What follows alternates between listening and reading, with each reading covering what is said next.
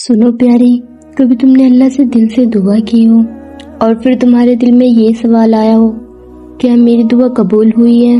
تو آج کی یہ بات دل سے سننا ہوا کہ قبولیت کا مطلب ہمیشہ یہ نہیں ہوتا کہ ہمیں وہی چیز فوراً مل جائے جو ہم نے مانگی تھی۔ کبھی اللہ وہی دیتا ہے، کبھی اس سے بہتر دیتا ہے، اور کبھی کسی مصیبت کو ہم سے دور کر دیتا ہے۔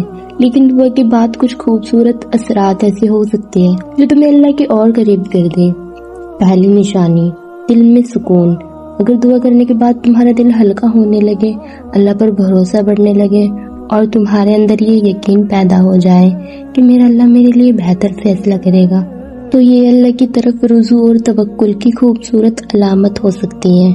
دوسری نشانی، دعا کے بعد اگر تمہارا دل نماز کی طرف زیادہ جانے لگے، قرآن پڑھنے کا دل کرے، استغفار کرنے کا شوق بڑھے اور گناہوں سے بچنے کی فکر ہونے لگے، تو سمجھ جاؤ اللہ نے تمہاری دعا کو تمہارے لیے عبادت اور اپنی قربت کا ذریعہ بنا دیا ہے۔ تیسری نشانی، اللہ تمہارے لیے بہترین راستہ کھول دے۔ کبھی تم ایک چیز مانگ رہے ہوتے ہو لیکن اللہ تمہارے لیے کوئی اور راستہ کھول دیتا ہے۔ اس وقت شاید تمہیں سمجھ نہ آئے یہ میرے ساتھ کیوں ہو رہا ہے، لیکن بعد میں پتہ چلتا ہے کہ اللہ کا فیصلہ ہماری خواہش سے زیادہ بہتر تھا۔ اس لیے پیاری، اگر تمہاری دعا ابھی تک پوری نہیں ہوئی تو دعا کرنا مت چھوڑنا، اللہ سے مانگتے رہنا۔